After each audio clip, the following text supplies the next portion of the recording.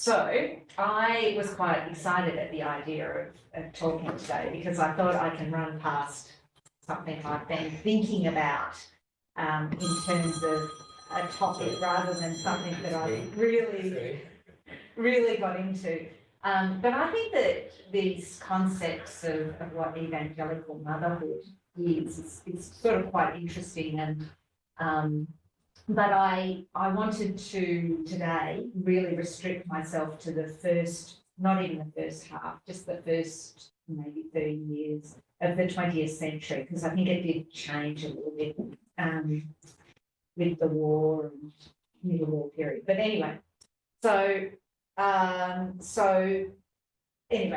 really quite interested in this notion of that. Now I've gone back too far. Oh yeah, this is what I'm going to sort of talk about, just so you know where I'm heading. Just looking at the value of mother, looking at the work of mother in the home, and then looking at motherhood concepts and mothering work, I guess, in the church and work in Christian organisations, and then touch on single women, and then talk a little bit about what I call because you know I like maths, the woman equals motherhood equation, some of the issues about that. Anyway, there's no doubt that in the early 20th century, women in evangelical churches were viewed more than anything for their special ability to mother. That was something that had been firmly established in the 19th century. James Greenwood, who was actually formerly a Baptist minister and became a New South Wales politician, he sort of said, you know, women are compelled by nature to the nurture of their children. And that was a really quite common type of statement. And of course, less than 10% of all women in Australia in the early 20th century never married. So marriage became the path to motherhood. And Australian women, you know, they're sort of, I think, taught to aspire to motherhood, and these sort of identities as mother and wife, I guess, sort of overrode any other identity that they had. So the concept of motherhood is really important in, I think, Australian history, but also obviously in women's history, definitely, but also in an evangelical history. I think, you know, we've got so many examples of evangelicals valuing the role of mother. Particularly, obituaries are really good for this. In 1913, a Methodist woman, Eva Frost, her obituary stated, her children were her first care, and with a true mother's touch, she moulded them for good. A 1917 obituary for Elizabeth Baker said this: as she advanced towards young womanhood, she grew in those graces of the spirit and in that strength and beauty of character which fitted her for the high and sacred offices God designed her to fill, that of wife and mother. That's what the obituary said. So there's this sort of idea that, you know, this is what women want and this is what they will be. Another interesting issue, but is Mother's Day became this very important thing. And the churches really took on Mother's Day. People wore white ribbons for Mother's Day, you know, purity, I guess. And ministers' wives often preached on Mother's Day. Not, you know, but it's much more common than you think. I like to think that these women are given the gift of the pulpit, maybe.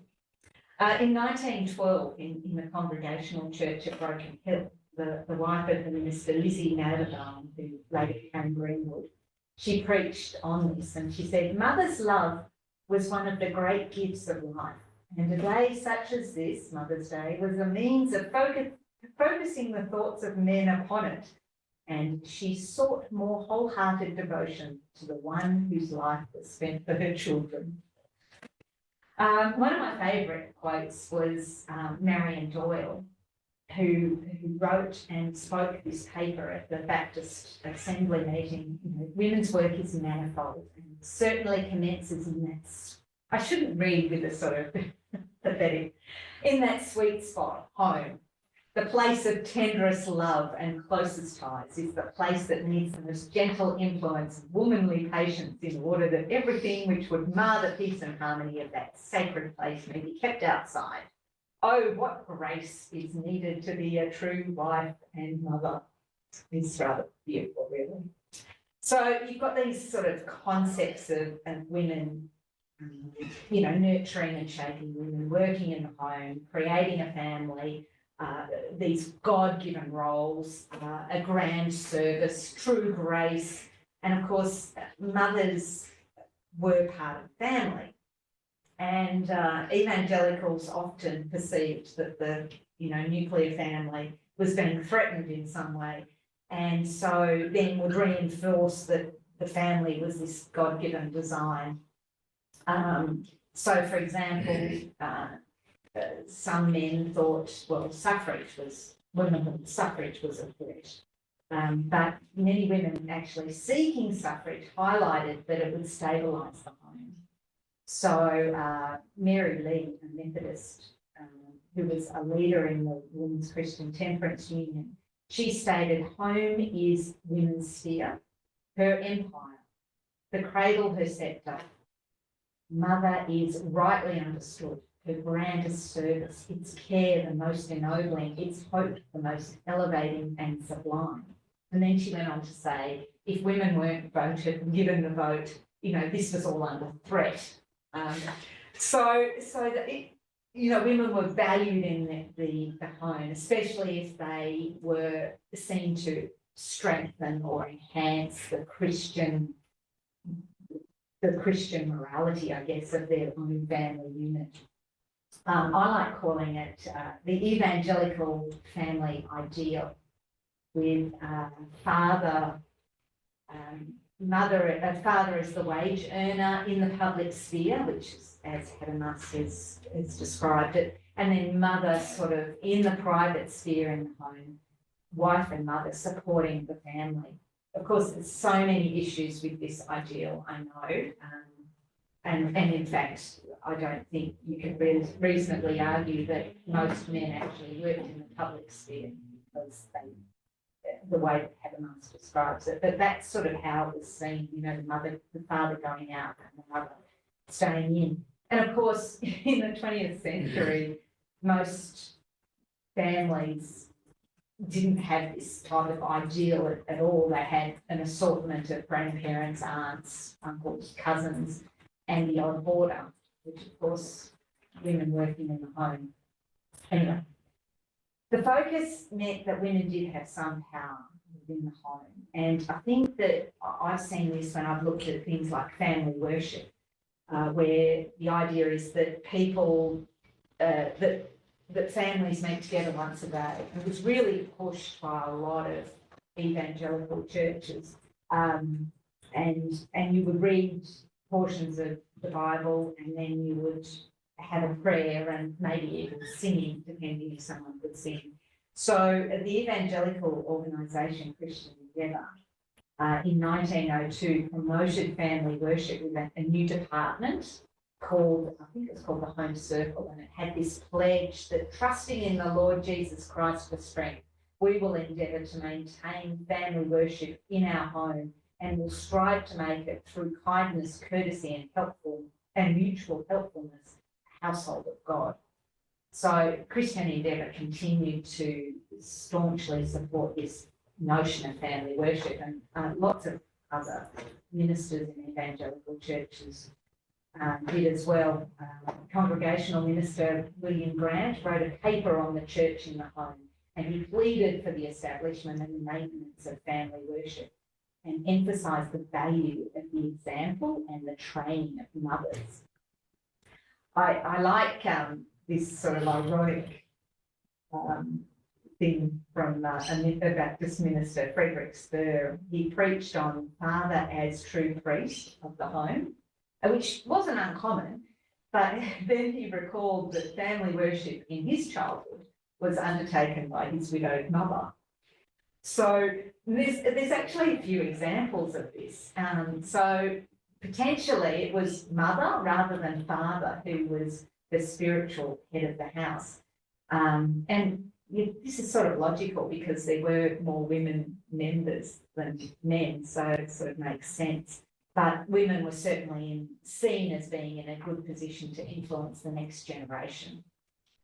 So what about outside the house?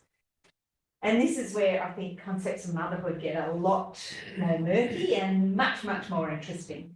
So I think that for evangelicals, this notion of motherhood was not just about being a mother in the house. It was more than that. It was sort of facilitating in the commitment and conversion of not just their own children, but other people's children as well. And scholars agree that that's sort of what ended up happening a little bit. So the church can be seen as an additional sphere between the public and the private sphere. And this is something that is being looked at by lots of different people. Linda Wilson in the UK calls it the third sphere. And David Hilliard, I really liked his expression. He said that women's work created a parallel church. But I actually like the notion of an intermediate sphere. And the intermediate sphere consists of the church and other religious and benevolent organisations. Women could work there, that was acceptable. It's not the home, but it's not quite the public sphere. And then you sort of think about, well, were there opportunities for mothering in this space? And of course, some of the obvious roles that women undertook in the church were catering and cleaning. But of course, that's just where they moved from the care of their house to the care of the church. Apparently, cleanliness is godliness. Who knew? But there were options for women to mother in this intermediate sphere. And Sunday school is probably the big one. Look, Sunday school is this can of worms. It's a really interesting, so it's got a really interesting history.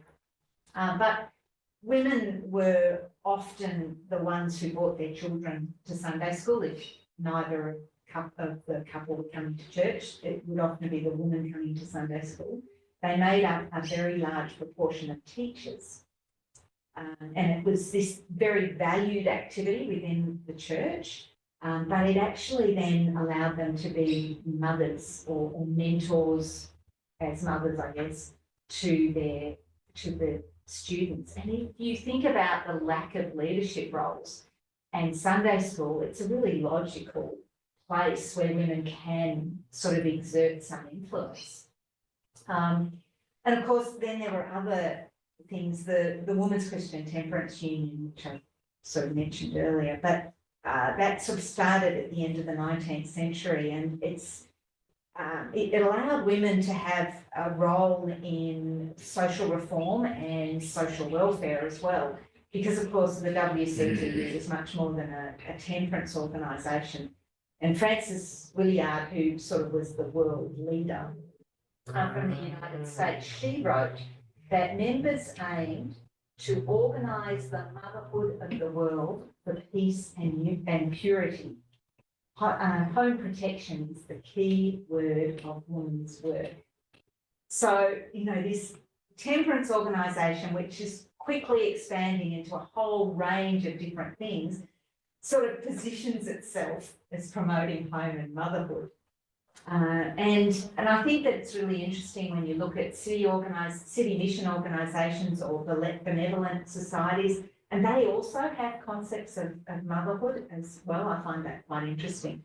Now, there's another area that women could undertake at this time, and it was seen it's connected to the church, and that is overseas mission organisations.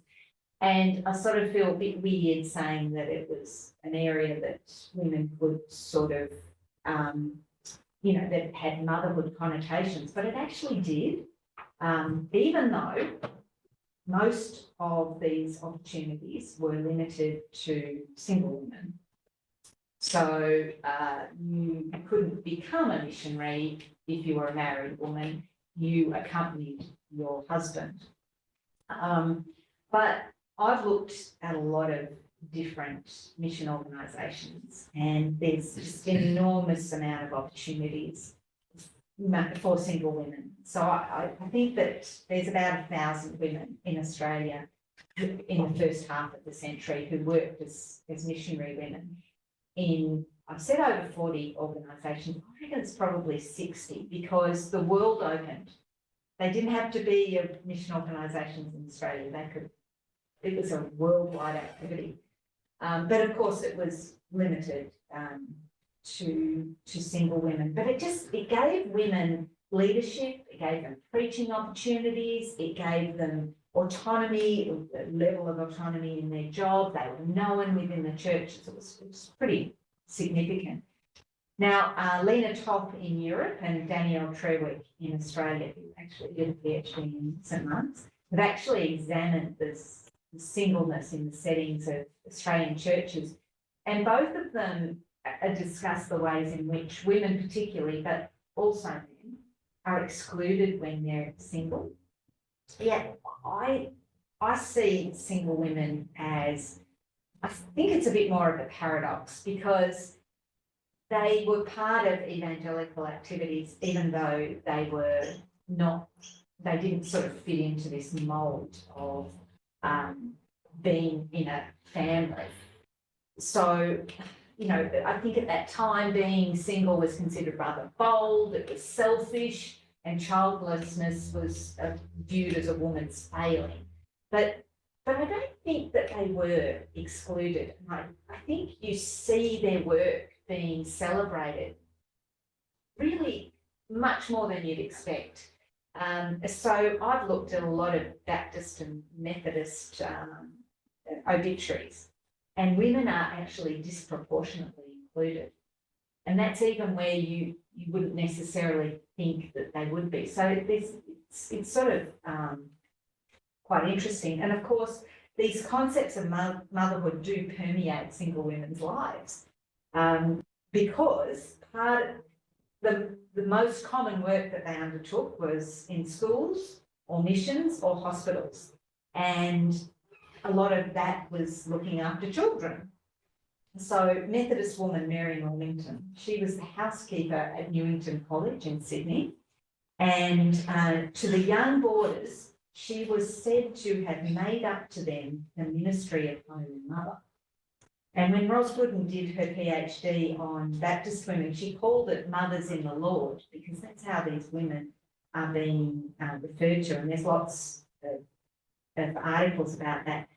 Singleness was seen as a sacrifice, but, you know, it was a necessary sacrifice. These women could do more. They had a calling for overseas mission work where singleness was an advantage and a virtue.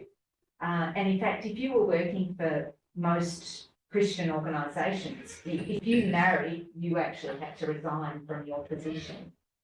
So in many cases, single women had the opportunity and the freedom to serve in significant ways because they were single.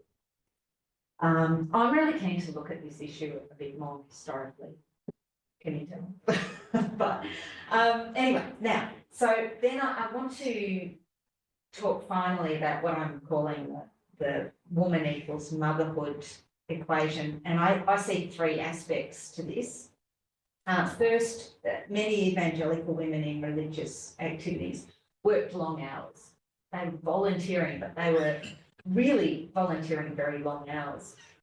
And you can see instances where they're positive role models to their children. Louisa Ardil is a social reformer and a midwife. She was the reason the first women's hospital was established.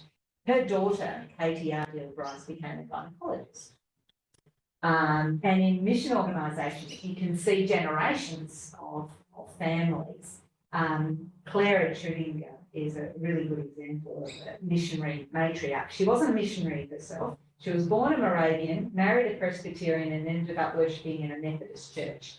Lovely evangelical variety. She wanted to be a missionary, so she trained as a teacher. Didn't end up happening. She and her family, she married and her family came to South Australia. 8 of her children became overseas missionaries. And then many of their children became missionaries as well. So you've got this lovely family tree of missionaries. But one of the problems is that these women are spending significant time away from the family, and so you don't have a typical mother-child relationship. So Louisa Ardell spent 18 months in the USA and UK when her 2 children were under 10. So a Baptist woman, Margaret Long, who was the director of Australian Inland Mission, or AIM, she was also away from her family a lot, and her son, the Reverend Edgerton Long, commented that his sister, Retta Collins, was converted through her nanny, Cora Robertson. And it was a statement of fact rather than a criticism of Margaret Long, but just illustrates that women who volunteered or who worked outside the home had much less time to be mothers. Motherhood's offloaded to another person, usually another woman, and also institutions. So overseas missionary women with children confronted this issue.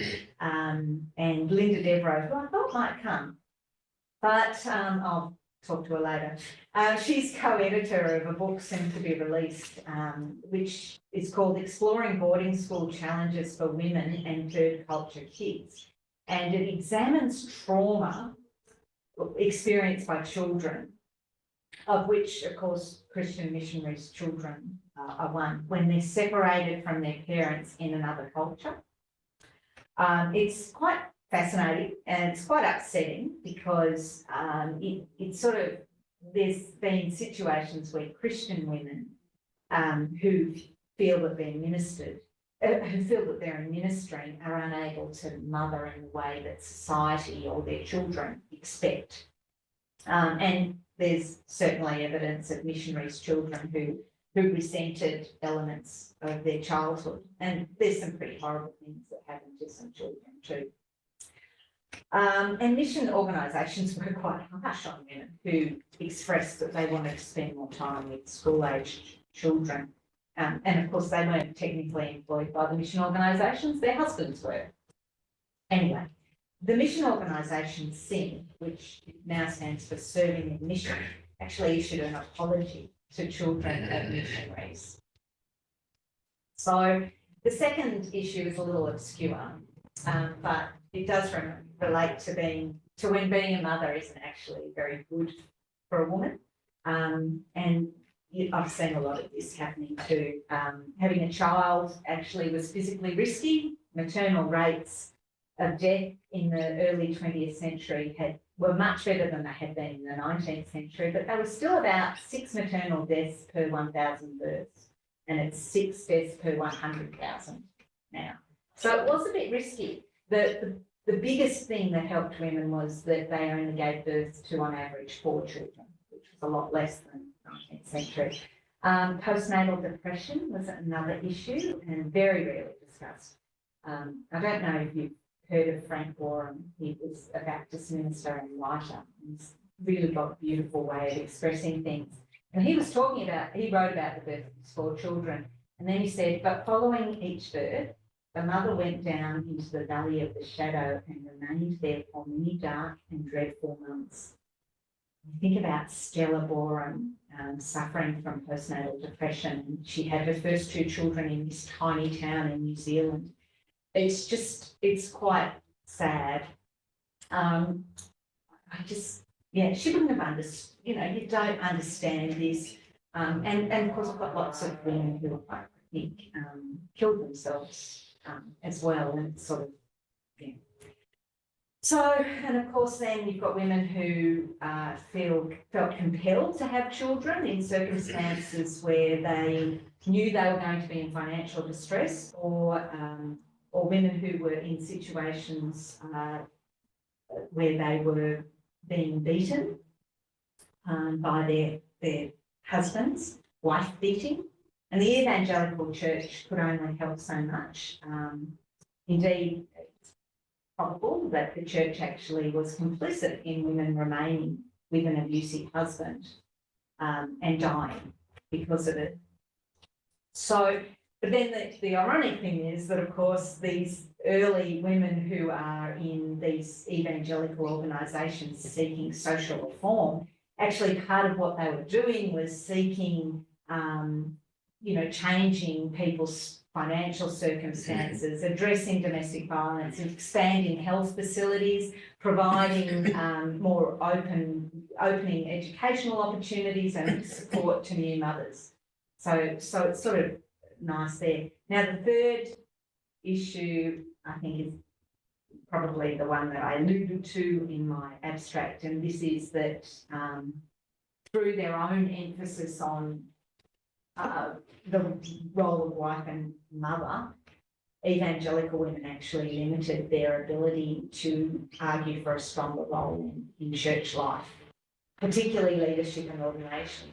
And so when you believe, I did a little, when you believe that Christianity is the best and only true religion, then you sort of are arguing that Christianity is fixed on this strength of the family, and then the evangelical family ideal relies on women to do the tasks of wife and mother. So, I just, even where you see women writing, you often see them identifying first as a mother, like Marion Doyle in 1906. And so these images then reinforced a family ideal.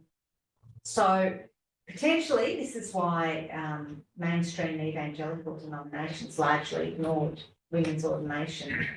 The congregational denomination is a counterexample of this, because between 1927 and 1950, 8 women were ordained.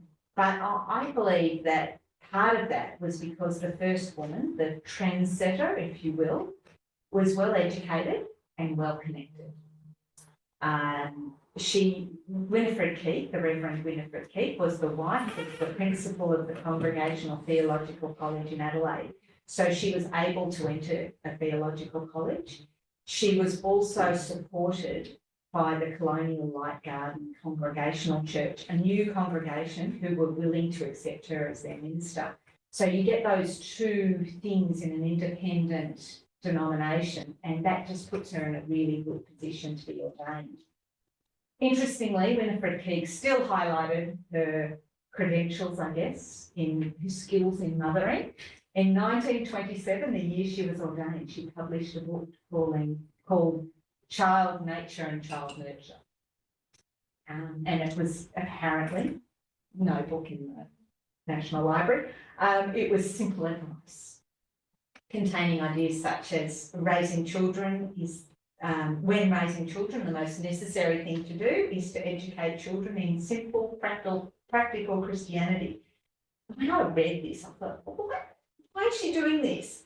But because she was this really forceful, articulate and intelligent woman. And I think that by doing this book, she's actually saying, well, I'm not just a minister, preacher and lecturer, I'm a mother. So still she provided this really good power. And arguably other denominations did have limited paths for women. The Baptists and the Methodists both had very extensive missionary paths that women could go down. You've got Wesleyan and Bible Christian women evangelists. You've got a very large Methodist deaconess society. So all was not lost, but still it was constrained.